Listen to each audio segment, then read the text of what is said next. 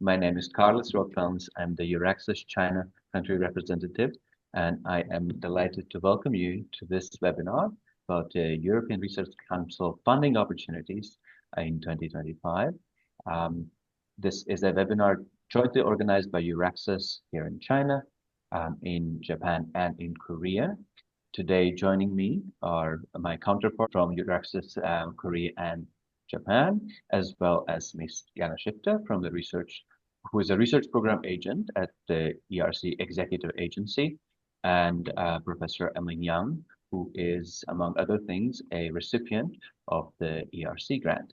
I will start off by a brief introduction from me and my colleagues, and then turn to a presentation by the ERC representative. Thomas? Good afternoon, everyone. Good morning for those who are in the different time zone. My name is Tomasz. I am based in Seoul. I represent EURAXIS initiative together with my colleagues in Beijing, Carlis, and in Tokyo, Judith.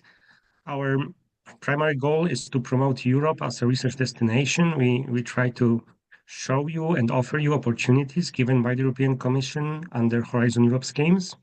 And today we are meeting to show you, to discuss certain opportunities for advanced researchers, those who already have PhD, how to be funded under a European Research Council program, very prestigious ones, and what it is and how to benefit from it.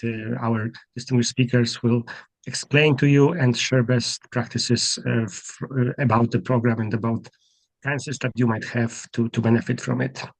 And I pass voice to Judith. Thank you so much. A warm welcome to everyone from Japan and China, Korea, all over Europe and the world if you're placed elsewhere.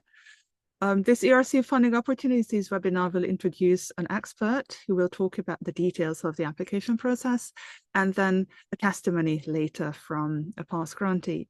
So let me introduce our first speaker. Jana Schifter is a scientific officer and research program agent in the European Research Council Executive Agency in the Social Sciences and Humanities Unit.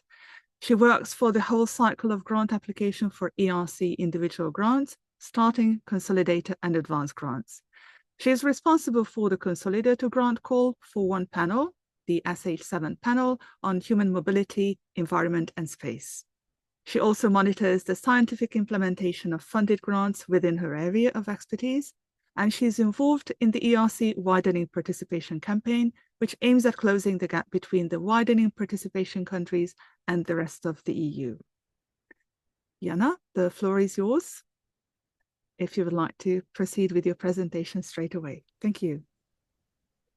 Thank you very much. Good morning, everybody. Good afternoon. Thank you very much for this opportunity to present ERC and our funding opportunities and our evaluation procedure. So, as you probably know, ERC is part of Horizon Europe. This is the Europe's 7-year framework program for research and innovation. And ERC accounts for 17% of the whole budget. So it's really quite important piece of this program. And the good news for you is that the budget is still increasing from framework program to framework program, but also within Horizon Europe from year to year. So this makes ERC really the most important pan-European funding scheme.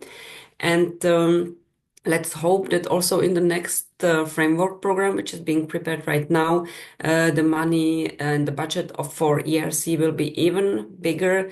And so far it looks good. So it should be much more money for the European research.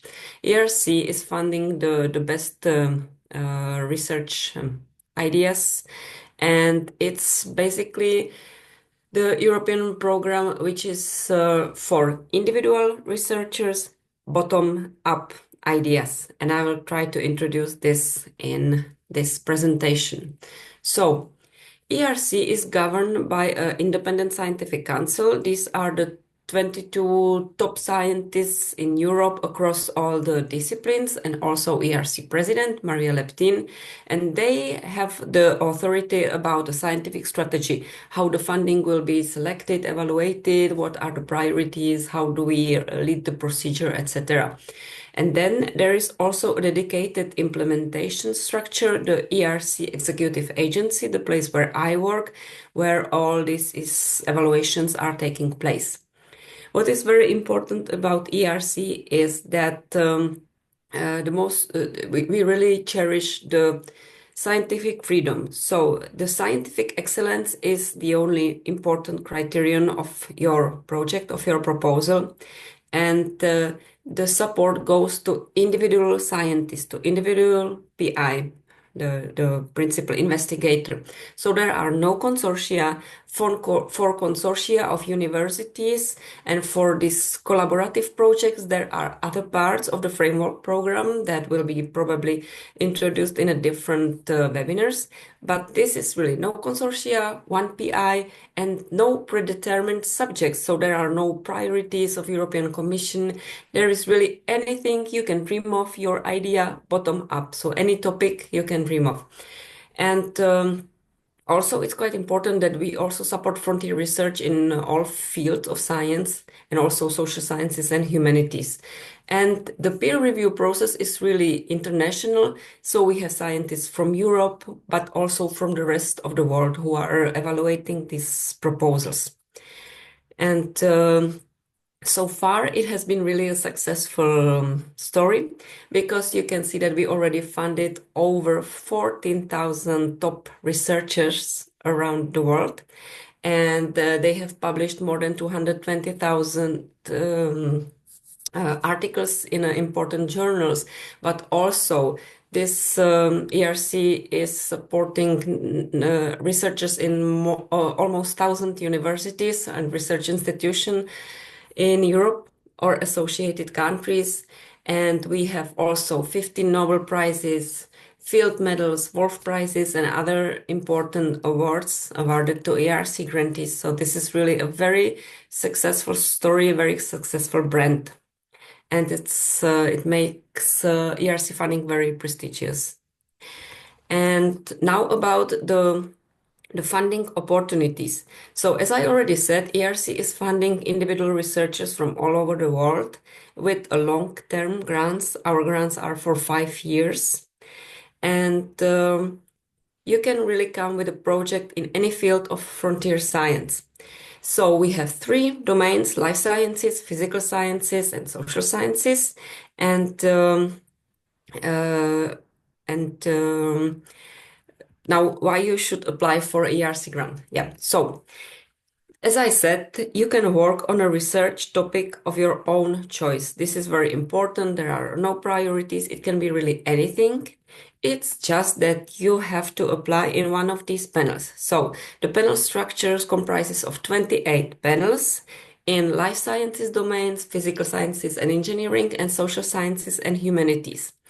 These panels that you see now on my screen are not are to be perceived as very flexible and inclusive. So there is always space for cross-panel proposals, for interdisciplinary proposals. And you have to choose one of these as your main panel, of course, because we have to know where to evaluate your project. But of course, you can indicate also a secondary project if your proposal is interdisciplinary or multidisciplinary.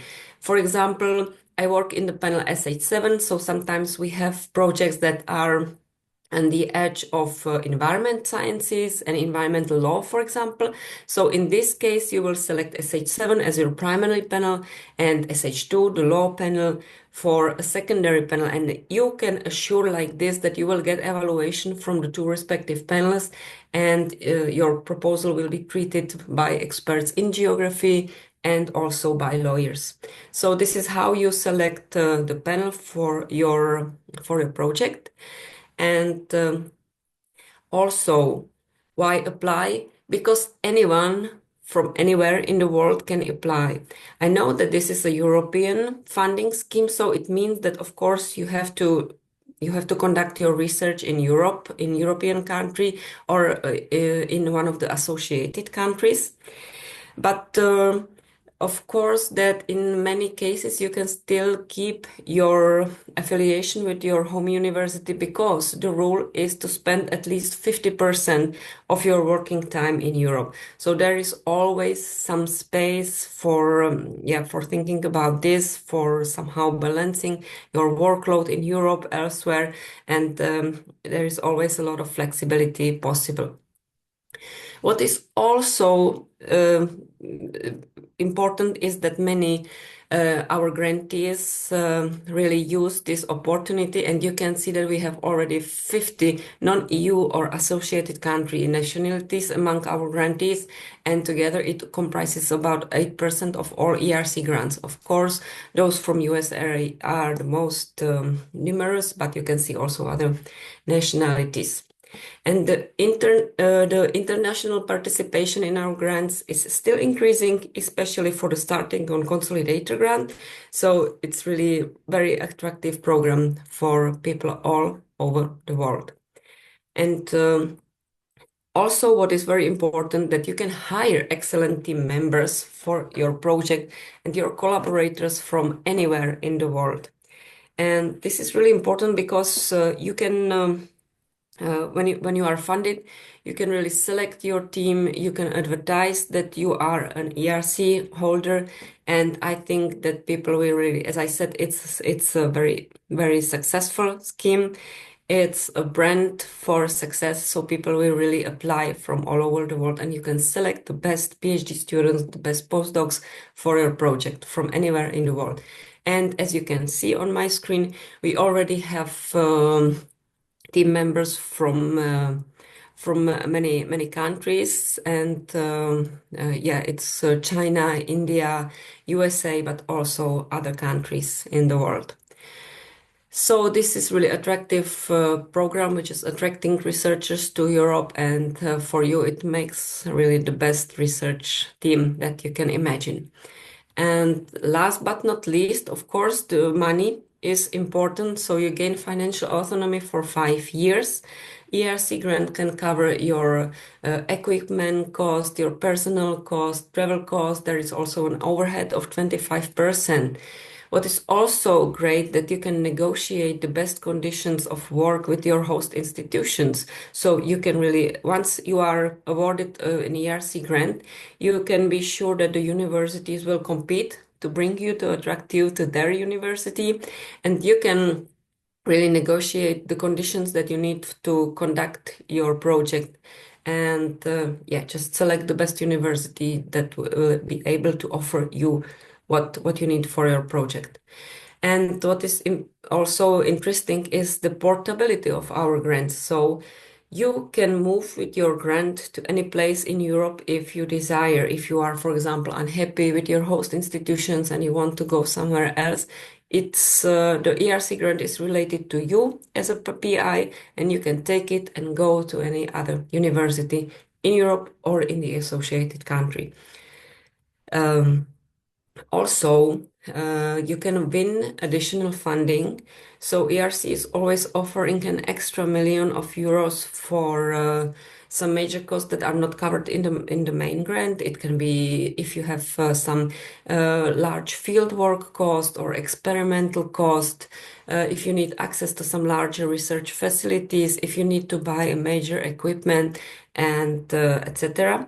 Of course, this has to be explained and justified in the proposal, but it's always possible to get an extra money for these exceptional needs. And now I would like to introduce our grant schemes. So there are 3 grant schemes for individual researchers: Starting, Consolidator, and Advanced Grant. The difference in between them is in your academic age. So for Starting grants, you have to be 2 to 7 years after the defense of your PhD, and it's €1.5 million. For Consolidator, you have to be 7 to 12 years after your PhD, and it's €2 million. And for Advanced Grant, it doesn't matter. There's no limitation of your academic age, but of course the logic calls for an advanced scientist. So yeah, the one that already has a research team, you have some important research outputs behind you, etc. And this is 2.5 million euros. So these are the individual schemes. And then we have also Synergy Grant, which is a special granting scheme for 2 to 4 principal investigators. And this one is for 6 years, and you can be awarded 10 million euros.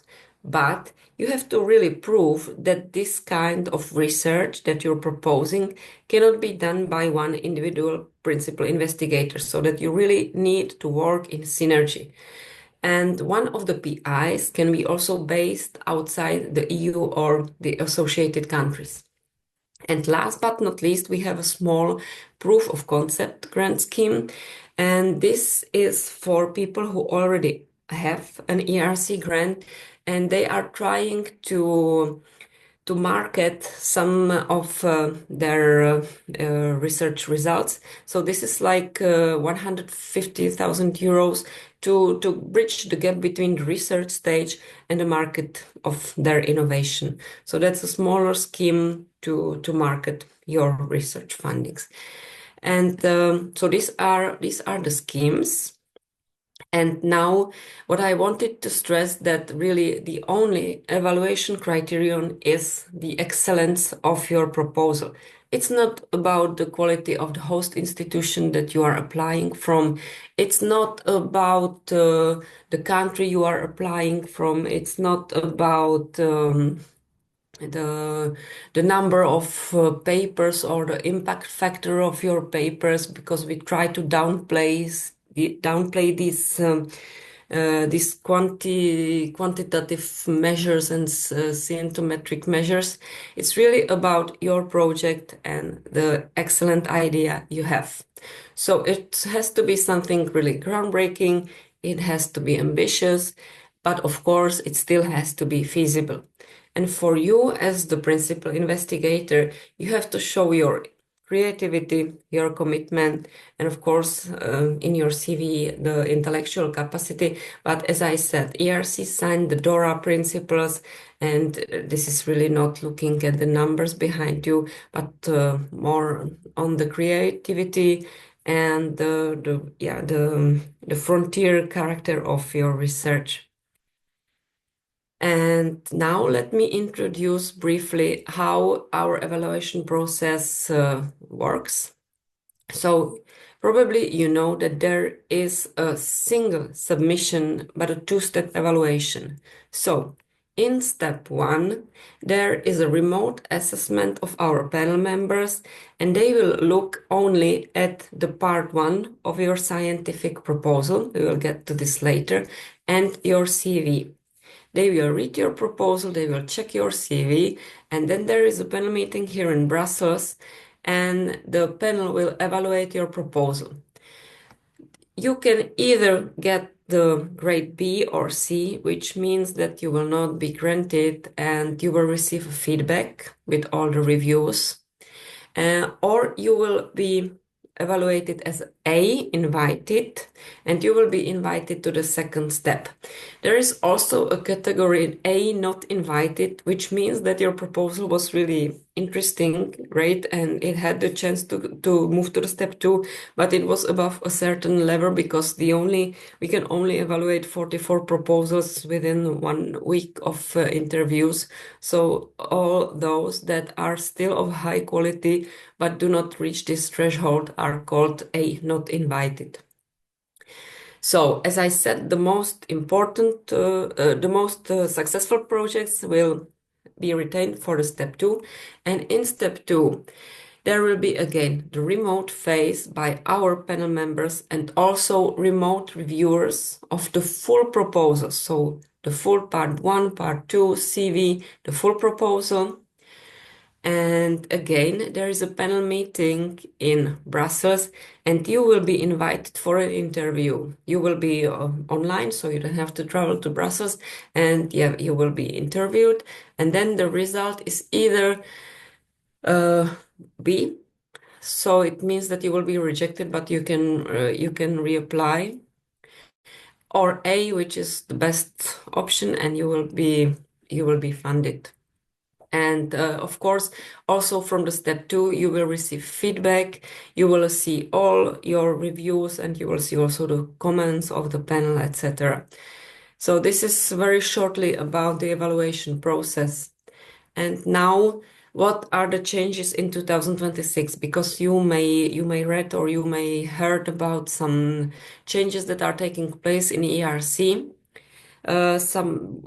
These changes are, for example, that we have increased the funding for researchers moving to Europe. So that's a very good news. We really try to attract the best scientists. So there will be additional funding of up to 2 million for researchers that are currently based outside Europe, and they are applying for our grant. So this is something like a startup moving to Europe and creating your team and settling up in Europe. And as I already said before, there was always this opportunity to have some extra funding for major costs that are not in your grant. So applicants that are already based in European Union or some of the associated countries, they are still eligible for this extra million. But those outside Europe can ask for 2 millions of this cost. And we are also preparing a new funding instrument. It will be called ERC Plus, and it's to offer ambitious researchers a very different kind of funding. It will be up to 7 millions for 7 years. And it's part of the Choose Europe for Science initiative. This is how we try to attract you, the best scientists from all over the world, to come to Europe and do your research here. So these are the changes for 2026. Stay tuned for the news about ERC Plus, this new super funding instrument, but also you see that there are these opportunities for you in 2026 calls. What is also new in 2026 is a slight change in our grant application. So there will be a new structure of the scientific proposal to what you may already know. So there will still be 2 parts of the proposal. Proposal part 1 will be up to 5 pages. This was always 5 pages, but the rationale behind it is a little bit different. It should describe your overall idea of the proposed research project. So you have to show the what is important, what is interesting, what is groundbreaking. You have to show the state of the art and what is the added value in your proposal. You should introduce your research questions and the overall approach to your research in this part 1. And then there is part 2, which will be up to 7 pages or 10 pages for the synergy, because these grants are bigger. And this is where you will describe the implementation in detail. So the research methodology, the plan of your work, the mitigation measures for some risk assessment, your team, etc. So this is for the details. This is the how. So part 1, the what, the good idea, and part 2, the how you will make this idea happen. So the panels will again use the part 1 for evaluation in step 1 and both parts together for step 2. So this is still the same. So it's just that the scientific proposal part 2 is slightly shorter and more focused on the implementation. What is also new, that as I said, you will be assessed on the ambition already in the part 1 of the scientific proposal, and the feasibility of the scientific approach will be evaluated in the step 2, and also the proposed timescales and resources, the need for budget, etc. In synergy, there will be also a slight change. So you can see that the combination of scientific approaches will be now assessed at step 2. It used to be step 1. And as I said, there is also one general category for additional funding, and there are no predefined subcategories. So really, in all of our funding scheme, you can ask for an extra money, and you just have to explain why you need it and justify it in your proposal. And one last detail is that the applicants who are applying for Synergy Grant in 2025 and have obtained a score B at step 1 will not be eligible for the Synergy 26 call. And then, last but not least, there will be also some changes in 2027. And this is quite an important change. So the eligibility period will be extended, both for starting and consolidator grants. From 2027 on, you will be eligible for a starting grant immediately after defending your PhD for a 10-year period. And for consolidator grant, you will be eligible between 5 and 15 years after defending your PhD. So we are slightly extending these eligibility windows, but you will be awarded only one starting grant and only one consolidator grant during your career. And of course, all the rules for the extension of the eligibility periods will remain in place. I have not talked about these eligibility extensions, but it is an eligibility extension for maternity leave, for paternal leave, for long-term illness, etc. You can all find all this information on our webpage. So these are the changes for 26 and 27. And now I would like really very shortly try to show the calendar of our next calls. Again, you can find this on the website. So you can see that there is still time to apply for the consolidator grant, for the advanced grant, and for the proof of concept for the 26. And of course, or you can of course think about applying later. So now you have all the informations. I also want to stress that there is a lot of material on our YouTube channel, on our webpage. You can watch also videos, what to consider before applying or how to fill the application, how to behave or how to prepare for the interview, how the evaluation works. So there are video, the so-called ERC classes in YouTube, but you can also search for information on the social media. We have LinkedIn, we have Sky, Instagram, all these opportunities. And of course, you can always get back to us and write your questions to us or ask about anything you are interested in. I would like to thank you for your participation in this seminar. And please, after the second speaker, you can, of course, think about and ask any question. Thank you very much. Thank you, Jana, for the very extensive and interesting presentation. I'm sure that there will be lots of questions at the end, which we hope that you will submit in the Q&A box. And then once that's gone, we can proceed with the further explanation. But I will hand over to Carlis now. Thank you so much. Thank you, Judith. Thank you, Jana. We're moving on to Dr. Emlyn Young. He is an associate professor at Ludwig Maximilians University in Germany, and is also an affiliate researcher fellow at Harvard University in the United States. Emlyn's research focuses on the resilience of humans and social systems to climate change. He works in China, across Asia, and in Germany. And he leads the ERC Starting Grants Studies project, which investigates flood resilience in the Mekong River Basin. He will tell you more about both his research project and how he got the funding for it. So, Emlyn, the floor is yours. Thank you very much, Carlos and Judith. Thanks for the invitation. Very happy to come here and share experience and some personal feelings about my experiences through the years from application to current implementation. First of all, thanks, Jana, for the presentation. I say that you're also working in SH7, which that's my application is located, actually. Yeah, I'm a geographer, so environment geography topics are in SH7. It's very nice to see that. Thank you.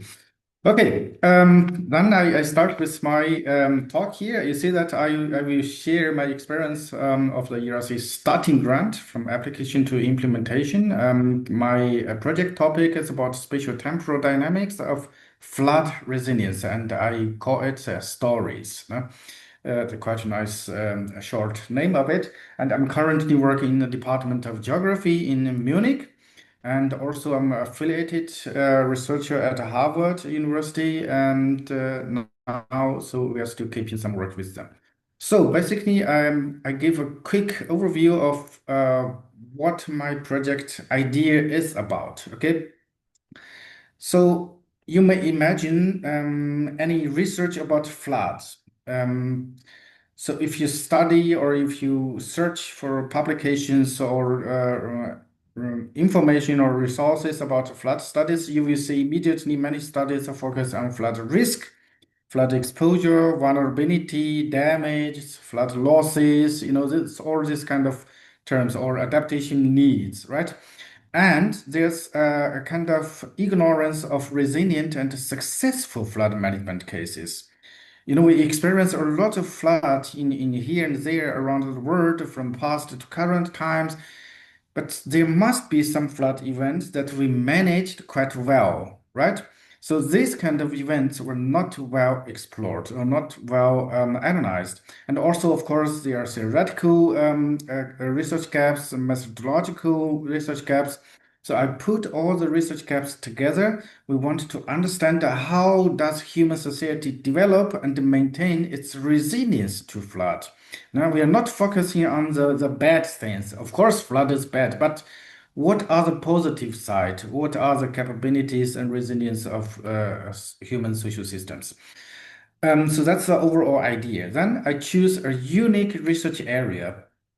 One is called Tea Horse Road area. I think many Chinese people know this, Cama Gudao area.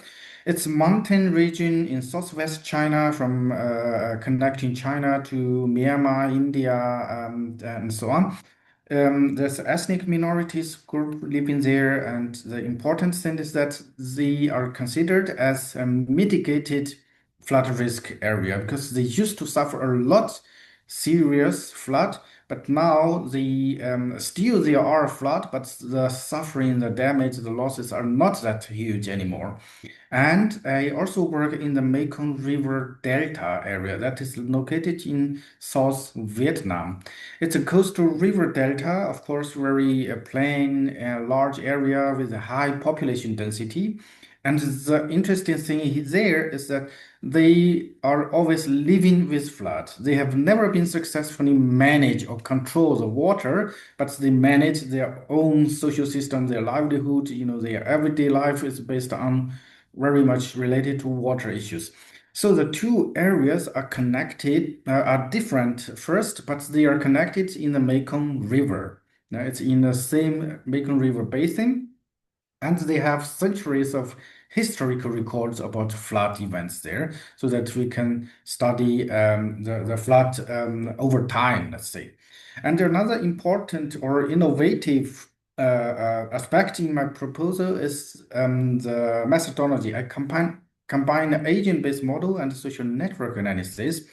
So if you know a little bit about agent-based model, it's a model that can connect flood impact to human society and also human response to flood impacts. So that's a model that connects well the environment impact and social activities. And also I do social network analysis. We connect the different groups of the social system and see how the different groups of people interact with each other and how do they help or support or sometimes even be in conflict with each other. Yeah?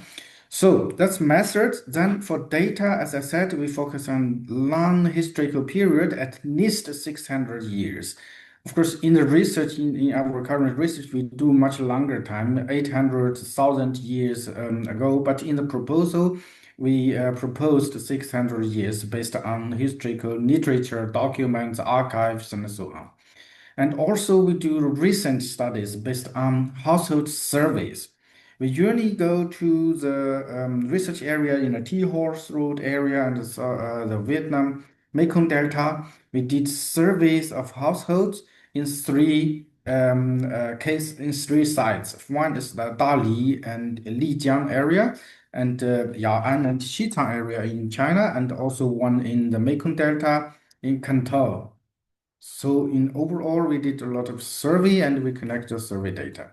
So then that's the overall project idea. Basically, we connect historical data, archives. We use questionnaire and surveys to connect the data and put the data into agent-based model and social network analysis. In the end, we aim to model flood resilience in a networked social systems.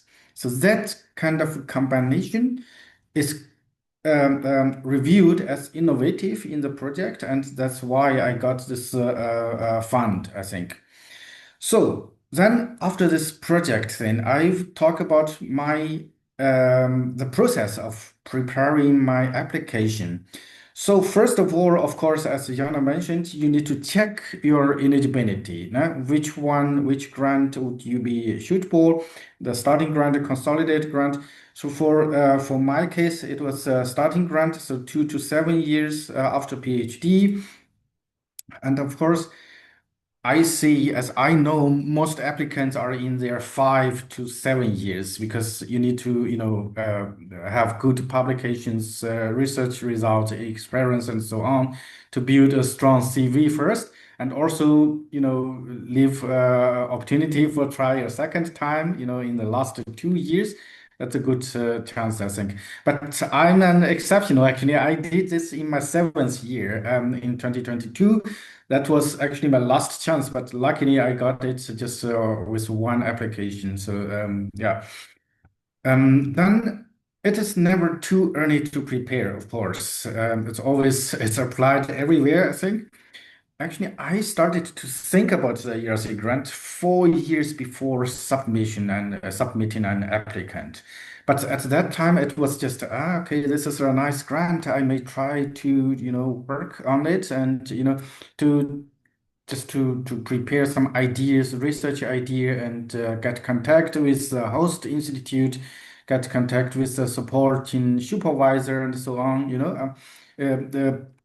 Because normally this, especially for foreigners who come to Germany, to Europe, you need first to contact a host institute, I think. Yeah, you must have an EU-based host, and also it would be good if you have a few, professors who could also support you, although they are not involved in the proposal, but with their support, things will go faster or more smoothly, I think, right?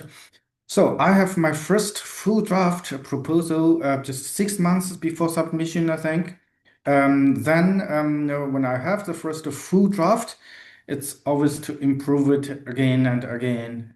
It's never be perfect, no? As you can always improve and do more things on it. So that's a long, well, half a year is long or short, I don't know, but it's a difficult or quite stressful period. You need to think about it and may really concentrate on that. Okay, this one I may not say too much. I think part one is basically online application. Part B is a short proposal with your idea and the CV. Part B2 is a longer version of proposal with all the details, but as Jana mentioned, this will be changed in the next year or 2 years. You can write just a shorter, I think. And this excellence criteria, I agreed it very much, and I appreciate this ERC grant. They make this. It's basically first why the topic is important, why the topic is excellent, why the topic is worth of investment of money, of people, of time, So why the topic is unique? That's the excellence of the topic first, and then why you are the right person to do it. Yeah? So you just need to prove, okay, your idea is excellent, of course, and you are the excellent person, you are the right person to do this at this time.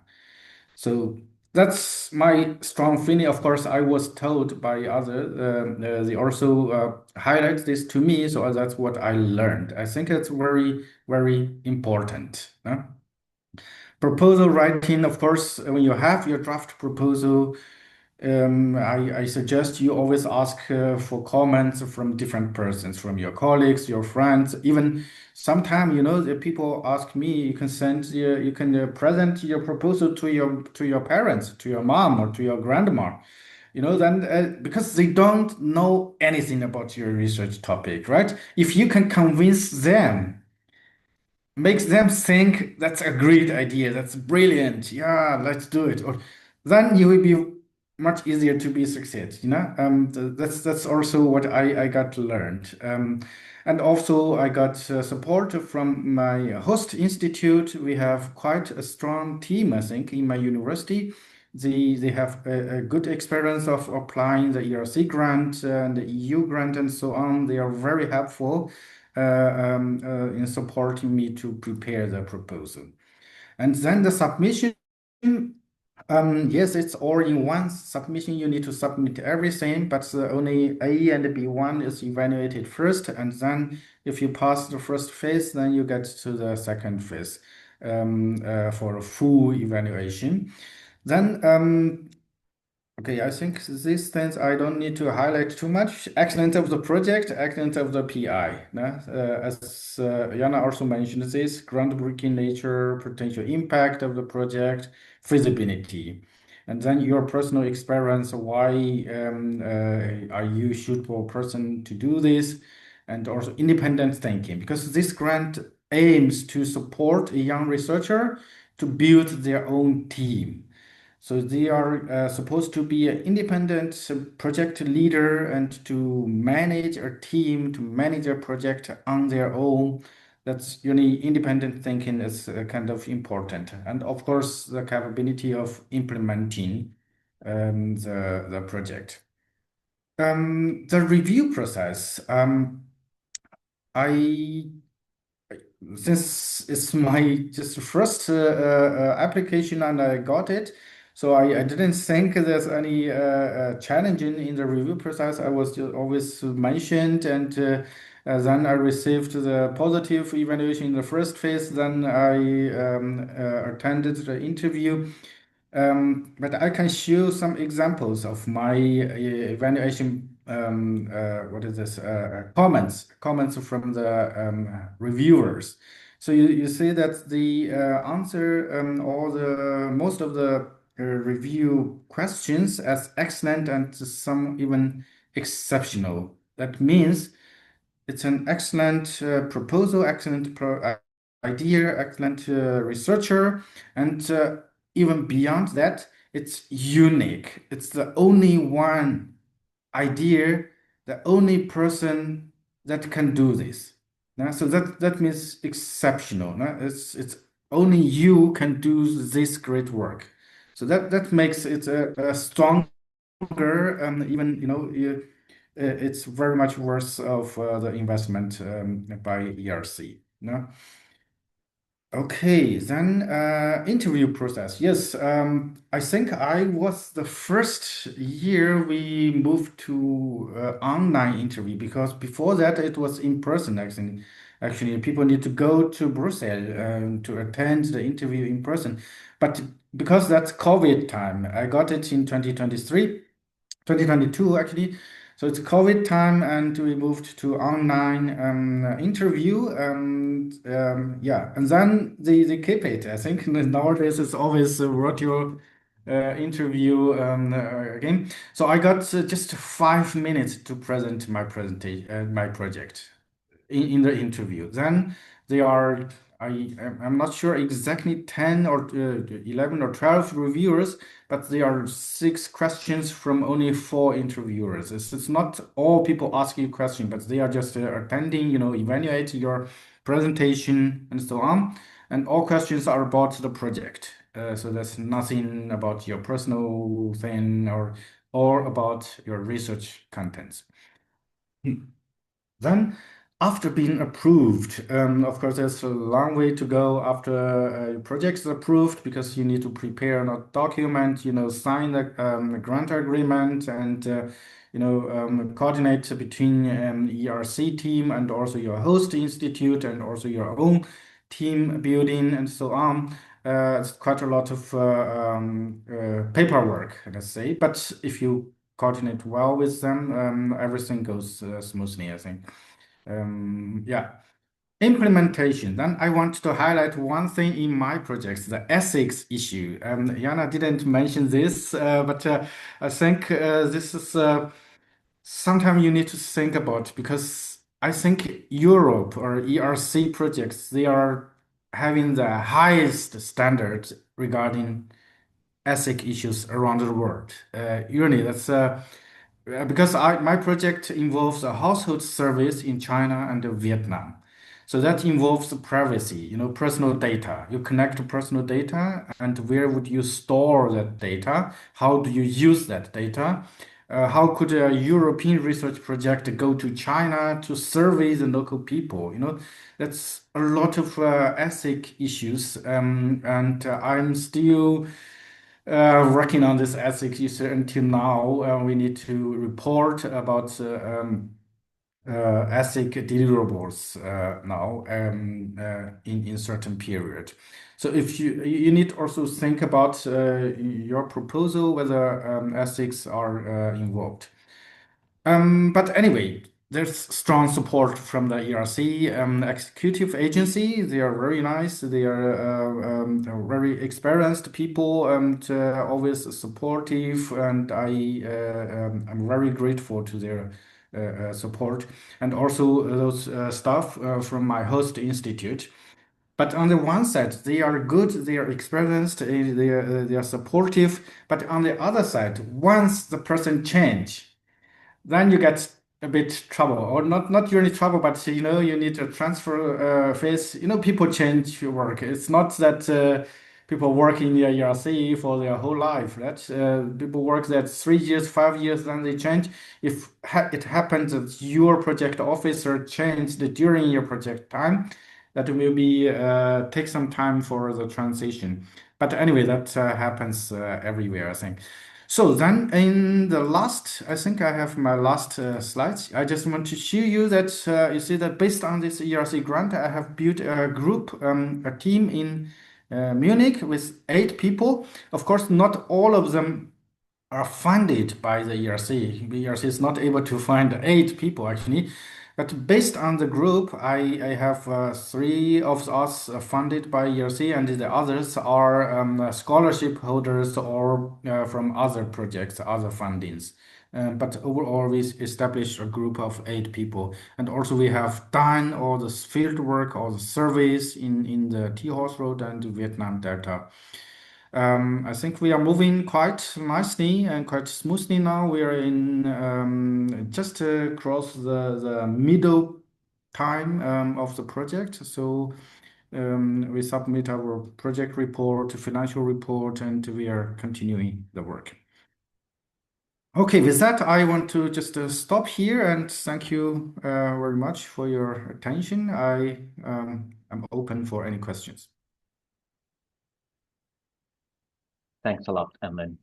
Now we do have time for questions, so please submit those through the Q&A feature of the webinar. I think will go to Jana. The question is about whether an individual can apply without being attached to a university research program. Could you please clarify that, Jana? Thank you. Yes. Can I apply for 2026 starting round? I'm currently in the 9th year after defending PhD.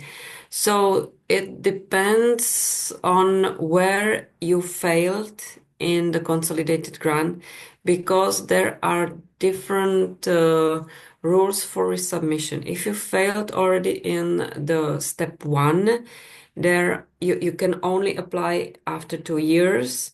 If you failed in step 2 and got a B, you can apply after 1 year. So I'm talking about the call years. So this is different. But once this, I think you must have been informed about this resubmission restrictions in the letter with your results. So it really depends in what step you failed.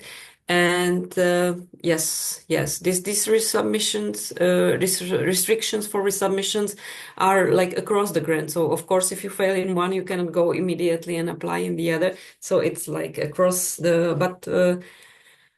but if you're in a 9th year and 2026 will be extended to 10 years for starting, then probably you can apply. Yeah, but you can always check this with the ERC applicants email or those that communicated the result with you to be sure, because you can also extend your eligibility period if you have children, if you took care of children, or if you yeah, there are different options. So this is a bit hard to say.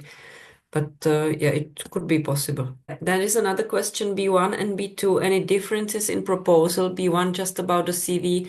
No. The CV is part of B1, but like the most important is always the project proposal.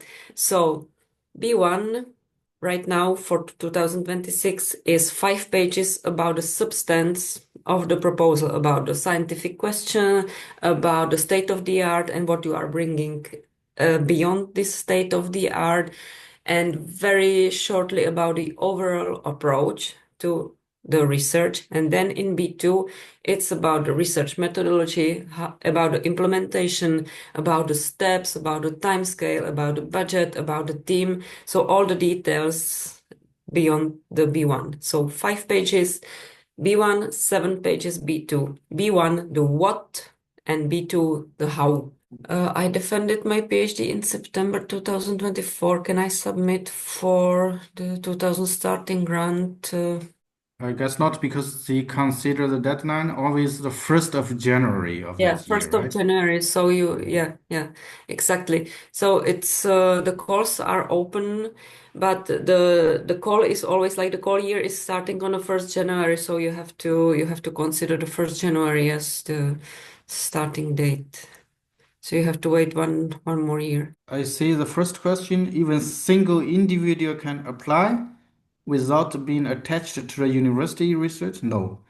You must have a university as a host or research institute or company, I think, as well. But anywhere, but you just need to have an institute that hosts you. Yeah, Yeah. because part of the application is this like the consent of the host institution. So you have to have this letter from the host institution that they know about you and that you will work in their university. You can change the host institution after. That's absolutely okay, but first you have to have this contact and this letter of approval. And also you need a host institute to receive the grant money. Yeah. The money cannot be sent to your personal account, right? It can only send to an institute account. So you have to have an institute. What do you think, the publication is more important or idea is more important? How did you get your idea? I think the idea is more important. Uni, the idea is more important. It would be great if you can prove you have some basis on the idea,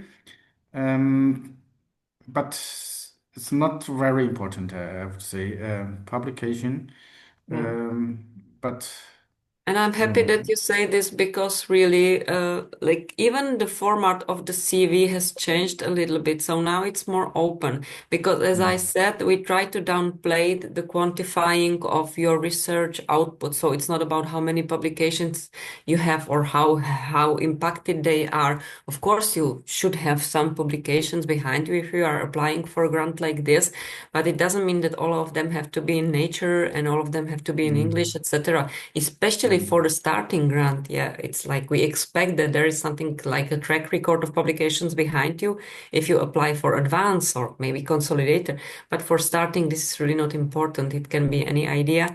And in your CV, you have to show that you have the capacity to lead this, and that you have, for example, if you don't have any like many publications, you can prove in the CV that even I don't know, if you have 3 publications, but there is a space to explain why these publications are so important, or why you are the best person because these publications were groundbreaking, or you started something, some idea in these publications. So there is always space to explain other your qualities, or if you work for a community, or if you started a research program at the university. So it's not about publications, of course. Yeah. There's another question by Jennifer Renox, I think. I also wanted to ask this question to Jana, maybe. The basic idea is that, in Switzerland, it's very expensive, but in Italy or Spain, it's less cheap. For the same grant of 2 million in Switzerland, you may be able to employ only 2 persons, but in Spain, you can employ 4 or 5. So how do they consider this difference? The grant amount is always the same for everywhere, I think, right? But That's the amount of person and the amount of work can be different in the different countries.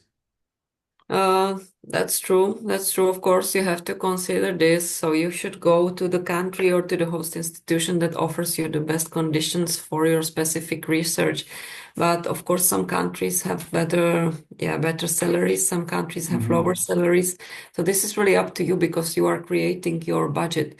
So if you go to Switzerland and you want to pay the people the money they are used to in Switzerland, then you will have a smaller team, of course. Yeah. But there is we can respect these country specifics in the salaries, but you will not get more money for this. Yeah. So that's a bit, that's how it is. Yeah. But also, as you can see for Emlyn, for example, usually when you are successful with ERC, you are always able to attract more funding. So some part of the team can be also funded by other projects or other agencies. But the amount of money is still the same. You can ask for an extra money, but you have to really explain this, why you need the extra money. For international collaborations. Okay, since this is a grant for individual researcher, you don't need to have international collaborators, but you can have, but they are not applicant. They are not co-applicants. They are just, you can write in your proposal, say, I will collaborate with someone, and someone has already agreed to collaborate with us, but they are not applicant. The applicant is always only you. You applied, and then you can decide how to use the money, how to collaborate with others, how to maybe you can even share a small amount to the collaborators, but that must be approved by ERC EA, I think. But it's basically possible. In the application phase, it's you who applied for the grant. But in the implementation, you can decide who you like to collaborate with, how you collaborate. Yeah. There is always one host institution, but you can have some co-beneficiaries, of course. But the grant goes to you. So you are the most important person. But then, of course, if you work, I don't know, in Vietnam and you want to have collaborators from there, the university in Vietnam can be a co-beneficiary for some smaller amount of money. And that's always a great idea. But the most important person is you and your host institution. But you can have collaborators, of course. If I would like to ask if the person who already have position can apply for it, if it's granted, should the person resign her position, only working host? No. I don't know which position you mean, but if you have position in China, Korea, or Japan, you can still work for the ERC grant, but you have to spend at least 50% of your working time in Europe or the associated countries. So if you can somehow negotiate this with your host institution elsewhere, and you still will be able to spend at least 50% of your time in Europe, then you don't have to resign. You can keep the affiliation of the Japanese or Chinese university. That should be okay. For the ethics on the household survey, should it be approved? With the ethics, it's a little bit different because my presentation, I only have 30 minutes, so I try to focus on the science. But with the ethics, there is there is a separate ethic evaluation. So once you are funded, your proposals are checked by an ethic team, which is different from the scientific panel, and then you can discuss all these issues with them. For the application, there is only a short tick list of ethical questions where you have to say if you are considering this or that kind of ethical measures, but then you don't have to worry too much about this because this is really a separate process. So once you are funded, your proposal, if it has some ethical, issues in it, it will go to a specific panel and they will discuss this all with you. So yeah, think about it. And then, but like the most important in the first step is science, and the ethics comes after that in a separate evaluation. Yes, in the application, you don't need to mention ethics management. You don't have to. I mean, you will be evaluated, and the evaluate expert will ask you how you deal with it. That will be after the grant is granted. In terms of supervisions for There are PhD candidates on the project, are ERC grants submitted to host countries' rules? Am I thinking about the French system, which requires ability to supervise research? Can a PI supervise PhD students in France in their ERC project? Yes, of course, if they get it without extra qualifications. Once you have your ERC projects, you can basically do whatever you want. You can hire PhD students or postdocs or research assistants. The team composition is up to you. You have to select the people to be able to finish the project to be feasible. So of course you can have your PhD students. Maybe the question was more about if you have to have some proof that you already had the PhD supervision before that. So I just wanted to say that for the starting, for example, this is not an evaluation criteria, because we understand that if you are applying for a starting grant, maybe you didn't have the opportunity to lead some PhD students before. So this is not important criterion, because in some countries people apply for starting grant and they already have PhD students. There are applicants who cannot have PhD students. So this is not the criterion, but in your grant, you can have PhD students, of course. Something related to a specific turbine. How can I apply if I don't want to disclose the design in any publications? I think you can still apply for the project, and your project output may not be publications. Actually, your project result can also be patents. It can be other things, right? You don't have to publish your something that related to what is that, intelligence, copyright, and so on. Am I right, Jana? If something that's cannot be Yeah. published. Well, it doesn't have to be publication. We have Yeah. also science, we have also humanities and the panels on humanities. So sometimes the result can be exhibition or a book. It doesn't have to always be a journal publications.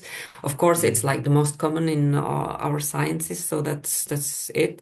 It's just that if you from the very beginning think that the result of your proposal will be a patent or something, maybe you should consider there is also European Innovation Council, and that, like, if it's really like something that should be used in industry or some kind of this, then maybe ERC is not the best funding scheme, but this is really up to you. Of course, it doesn't have to be paper. Yeah. And there is also a good question. Do I need to prepare some initial research results if I want to apply for the START grant?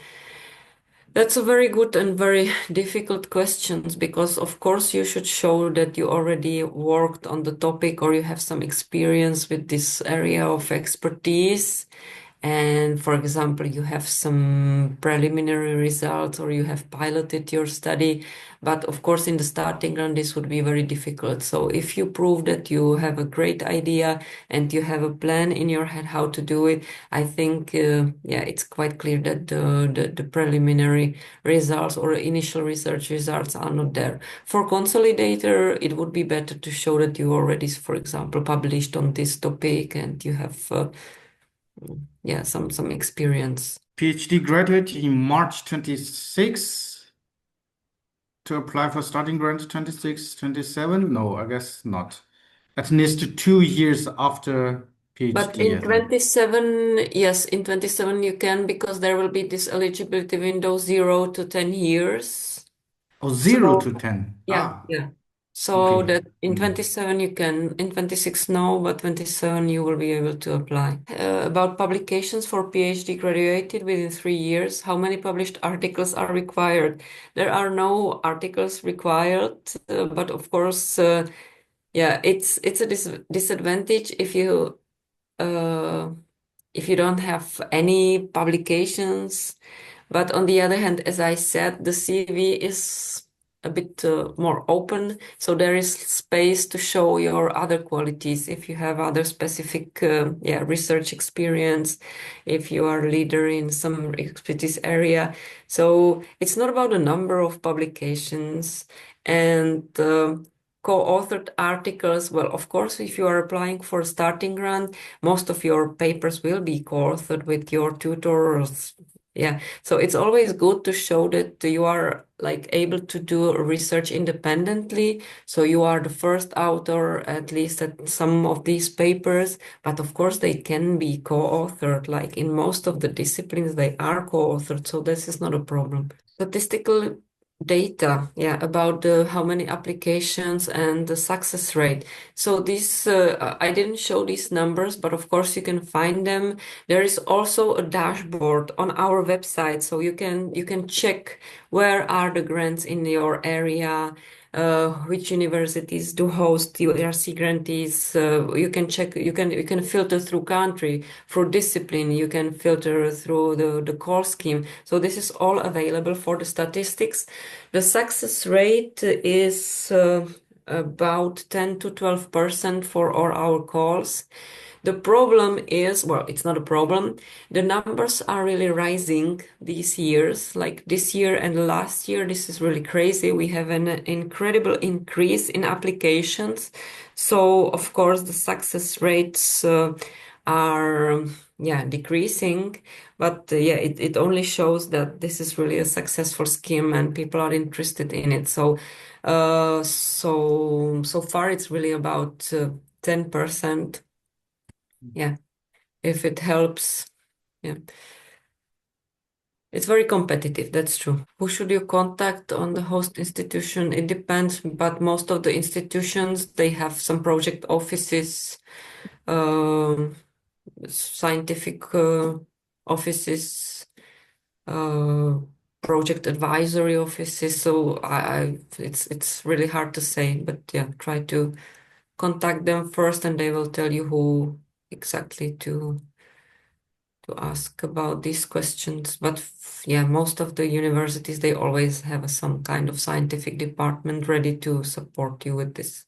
Maybe I see this one. View the application submitted next year before 2027 or 2026. I think it's always the year that you apply, the year that you submit it. It doesn't matter when you start actually, because after your project is approved, you can have a short time or long time to prepare for a start of the grant.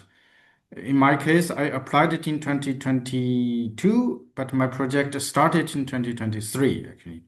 So, between the approval and the start of the project, you can have several months or even a year or something. Yeah. So next question, if the grant is approved, do I have to resign to the current position and move to Europe? As Jana already mentioned, that there's 50% at least in Europe.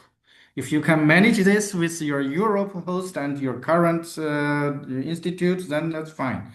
But that's not a ERC program. I think that you need to discuss with your host institute and your current employer and how to manage the working time. Yeah, everything is possible. Of course, we would be happier if you stay more time in Europe, and that's better for the project. But it's 50%, but it's 50% in average, like for the whole 5 years.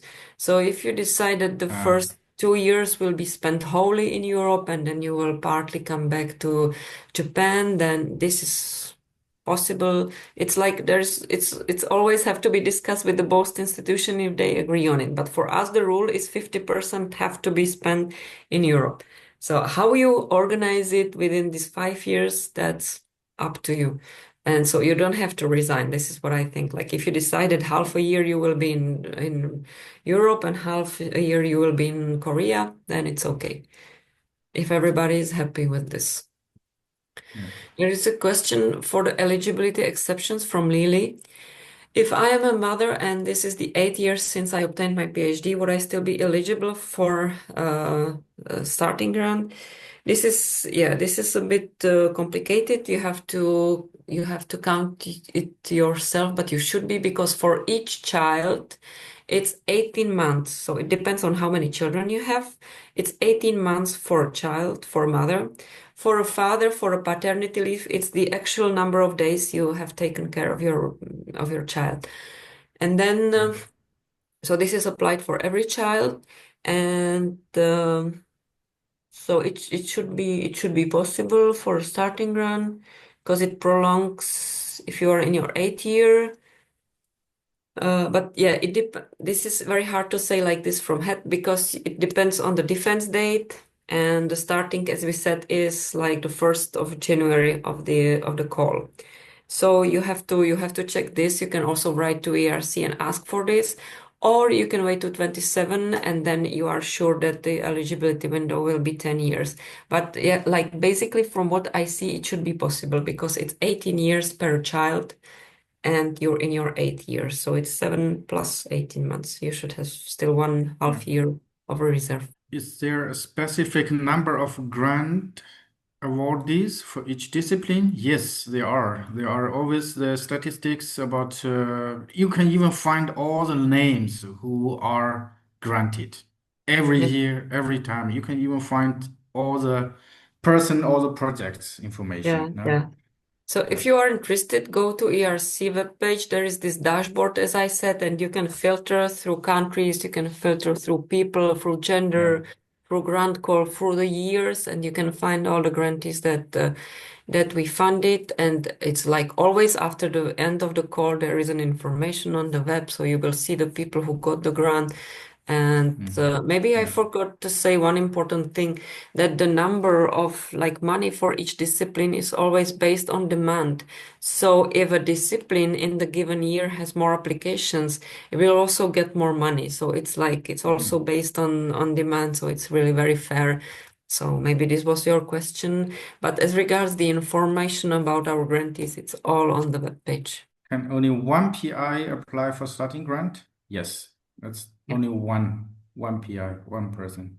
It's always just one person, except for synergy grant when you can be 2 to 4 people, but it's a bit different kind of grant. Yeah, you have to prove that you cannot do this alone, that you really need to cooperate with the others. Graduate in December this year, can I apply ERC next year? No. Yes. Jana, you said from not this year. In The 0 to 27. 10? In 27. 27 is 0 to 10. For 26 calls, It's 2 to 7. it's 2 to 7. And for starting grant, I think it's already closed for 2026. So yeah, you will probably have to wait for the next call and then you can already apply. Yeah. Just check. Yeah. Submission deadline for starting grant 2026 was 14th of October. So you really have to wait for the next call, but this will be 0 to 10 years. So that's right for you. How to find a host institution? Any suggestions? Emlyn, this is for you. How do you select the best? Yeah, since I worked in Germany before I applied, so it's just you contact anyone. It will be best if you know some professors already who are working in a EU institute. You just ask them, would your institute be interested to support me, to host me, or yeah? It's always it's better to start from the people you already know. Just ask them. If you don't know anyone, you just choose the institute and find the dean, maybe find the director of the institute, and find their email. Just write to them. Yeah.